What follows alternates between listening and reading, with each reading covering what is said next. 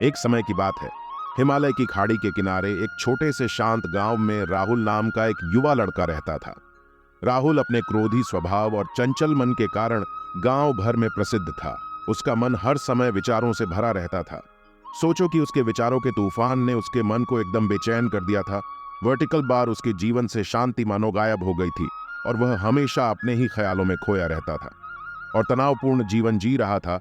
Vertical bar उनके अशांत मन और क्रोध के कारण उनके अपने परिवार के सदस्यों और गांव वालों से भी संबंध अच्छे नहीं थे, जिससे वह और भी अधिक अकेला और अपमानित महसूस करने लगा। वह और भी अधिक मानसिक तनाव की स्थिति में चला जाता है। एक समय की बात है, राहुल अपने गांव की गलियों में घूम रहा था। वर्टिकल बार तभी उनकी मुलाकात एक बौद्ध भिक्षु से हुई, जो एक पेड़ की छाया के नीचे ध्यान में बैठे थे। बौद्ध भिक्षु के चेहरे से निर्मल शांति की आभा झलक रही थी। इस असीम शांति में राहुल बौद्ध भिक्षु की ओर आकर्षित हुआ। जब राहुल बौद्ध भिक्षु के करीब आया तो उसे अपने आसपास एक सकारात्मक ऊर्जा का एहसास हुआ। भरत को एहसास हुआ कि इस असीम शांति और सकारात्मक ऊर्जा का स्रोत कहीं न कहीं इस बौद्ध भिक्षु के भीतर ही है। इसलिए वह वहीं बैठकर उसकी आंखें खुलने का इंतजार करने लगा। थोड़ी देर बाद जब बौद्ध भिक्षु की आंख खुली तो उसने एक युवा लड़के को अपने सामने बैठा पाया, जो बहुत तनावग्रस्त और नकारात्मक भावनाओं से भरा हुआ लग रहा था। राहुल ने बौद्ध भिक्षु की ओर उदार भाव से देखा और बहुत विनम्रता से कहा, मालिक, मेरा मन बहुत अशांत है और मेरे मन के विचार मुझे खाए जा रहे हैं। मुझे एक पल के लिए भी शांति महसूस नहीं होती। क्या आप मुझे सिखा सकते हैं कि मैं अपने अशांत मन को कैसे शांत करूं? बौद्ध भिक्षु ने राहुल की पीड़ा को समझते हुए करुण दृष्टि से देखा और कहा, मेरे प्यारे बच्चे, मैं तुम्हें एक कहानी सुनाना चाहता हूं। इस कहानी में मानसिक शांति और खुशी के रहस्य छिपे हैं। क्या आप कहानी सुनना चाहेंगे?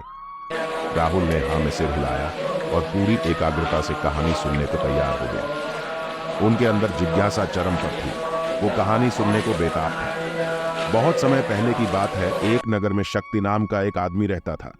शक्ति बेहद महत्वाकांक्षी व्यक्ति थे और उन्हें हर काम में लोगों से मदद की जरूरत पड़ती थी। यदि उसे किसी से असफलता और बुराई सुनने को मिलती थी तो वह गहरी चिंता और तनाव में चला जाता था। उनका मानना था कि सफलता और भौतिक शक्तियां वांछित खुशी देंगी, लेकिन वह जितना सफलता और प्रशंसा के पीछे भागता था उतना ही मानसिक तनाव में डूबता जाता था। लेकिन अचानक शक्ति का सामना उस समय के मशहूर बौद्ध भिक्षु से हो गया, जिसका नाम महाकौशल था। महाकौशल अपने शिष्यों को ध्यान की शिक्षा देते थे और वह स्वयं एक बहुत ही ध्यान मग्न और प्रबुद्ध व्यक्ति थे। महाकौशल की अद्भुत एकाग्रता से प्रभावित शक्ति ने उनसे अपने भटकते मन को शांत करने का उपाय जानना चाहा। शक्ति ने कहा कि मेहनत में हमेशा सफलता के पीछे भागता हूं और लगातार अधिक हासिल करने की कोशिश करते हुए वर्टिकल बार, फिर भी मुझे कोई क्षणिक संतुष्टि या आत्मसंतुष्टि नहीं मिलती। इस निरंतर बेचैनी के बीच मैं शांति कैसे पा सकता हूं? बौद्ध भिक्षु ने करुण दृष्टि से उसकी ओर देखा और उत्तर दिया, आपका मन एक अशांत नदी की तरह है जो हमेशा बहती रहती है। आप कभी भी शांत नहीं रह सकते। इसलिए इस अशांत मन को शांत करने के लिए आपको अपने विचारों को बिना किसी रुकावट के जाने देने की कला सीखनी होगी। शक्ति को आश्चर्य हुआ और उसने पूछा कि मैं अपने विचारों को कैसे जाने दूं? आखिर मैं भी तो अपनी इच्छाओं और महत्वाकांक्षाओं से बंधा हुआ हूं। यह सुनकर बौद्ध भिक्षु मुस्कुरा दिए। बौद्ध भिक्षु कहा, कल्पना करें कि आपके हाथ में पानी का एक गिलास है। अब आप इसे जितनी देर तक पकड़कर रखेंगे यह उतना ही भारी होता जाएगा, और अगर आप इसे काफी देर तक पकड़े रहेंगे तो आपके हाथ में दर्द होने लगेगा। लेकिन अगर आप उस पकड़ को ढीला कर दें और छोड़ दें तो आपका बोझ खत्म हो जाएगा। राहुल ने पूरी कहानी और उसका संदेश ध्यानपूर्वक सुना। वह समझ गया कि अपने विचारों और इच्छाओं से चिपके रहने से उसका बोझ बढ़ जाता है और अंदर ही अंदर अशांति पैदा कर देता है। अब राहुल को कहानी का अंत सुनने की उत्सुकता से प्रतीक्षा थी। कहकर बौद्ध भिक्षु ने कहानी जारी रखी। एक बौद्ध भिक्षु की बात मानकर शक्ति ने विचारों को त्यागने का अभ्यास शुरू कर दिया। वह बिना किसी पूर्व निर्णय के अपने विचारों और भावनाओं को आते और जाते देखता था। अब उसने विचारों को पकड़ना बंद कर दिया था। विचार उठते थे और अपने आप चले जाते थे।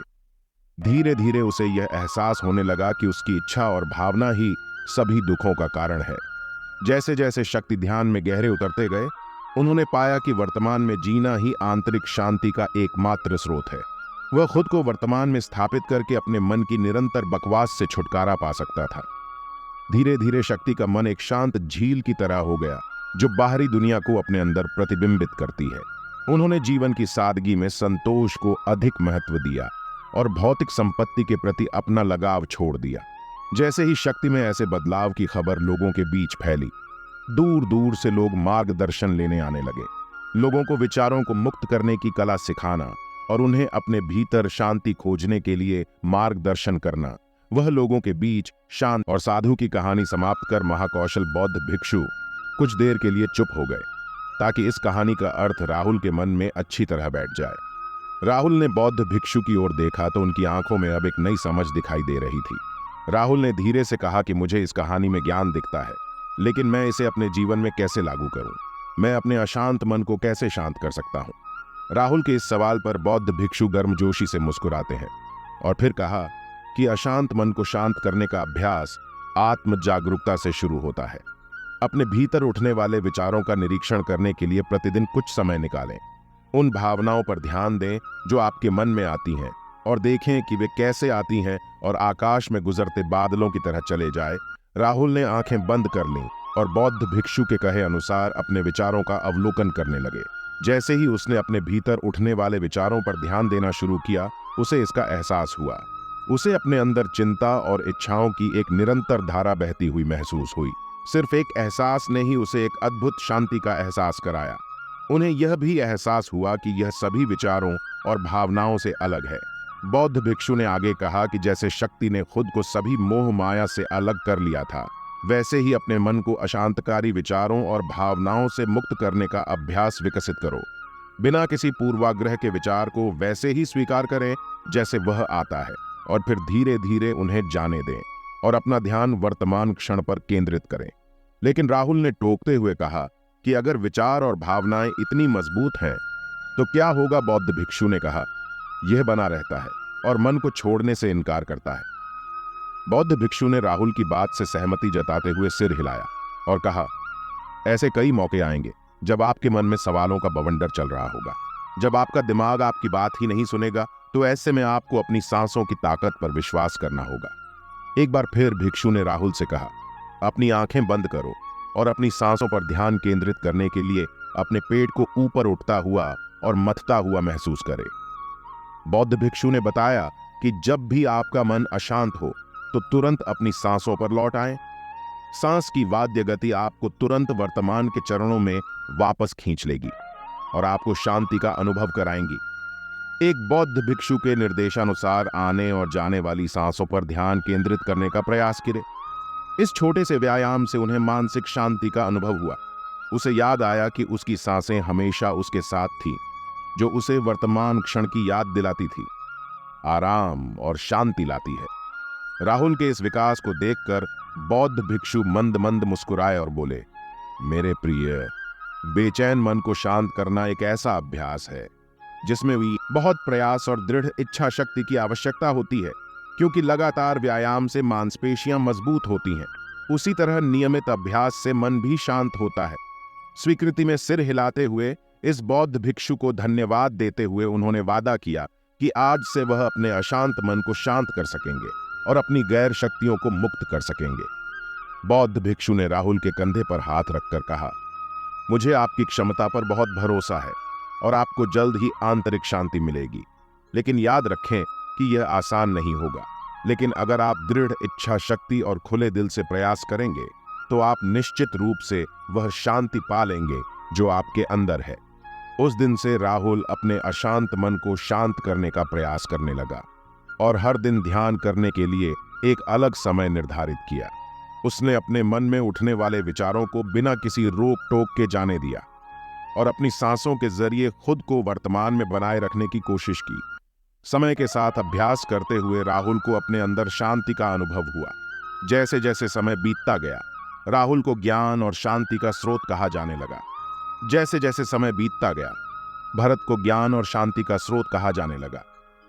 ग्रामीण अपने अशांत मन को शांत करने के लिए राहुल के पास आने लगे। बौद्ध भिक्षुओं के शिक्षक दूसरों की मदद करते समय आत्म जागरूकता की शक्ति साझा करते हैं। बौद्ध भिक्षु आंतरिक शांति पाने की शिक्षा देते हैं। इसके साथ ही उन्होंने अपनी सांसों पर ध्यान देने और अपने विचारों को मुक्त करने की कला भी सिखाई। ऐसे निवासियों का विकास हुआ और उन्हें मन की अमूल्य शांति मिली।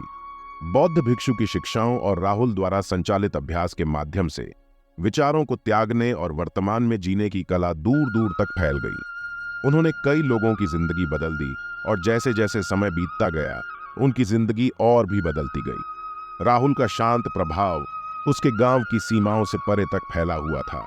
आसपास के गांवों और शहरों से लोग राहुल के परिवर्तन की कहानी सुनते थे, उनसे सलाह लेने आते हैं। मन के बोझ तले दबे लोगों के लिए राहुल आशा की किरण बन गया। राहुल की शिक्षाएं केवल ध्यान और प्रवचन तक ही सीमित नहीं थीं, बल्कि वह रोजमर्रा के काम जागरूकता के साथ करने पर ज्यादा जोर देते थे। वह लोगों को अपनी भावनाओं के प्रति जागरूक रहने की याद दिलाते थे। इसी प्रकार आप भी अपने मन को शांत कर सकते हो। अगर हमारी जानकारी अच्छी लगी तो हमारे चैनल को सब्सक्राइब करें। मिलते हैं कल एक और नए वीडियो के साथ। नमो बुद्धाय। धन्यवाद।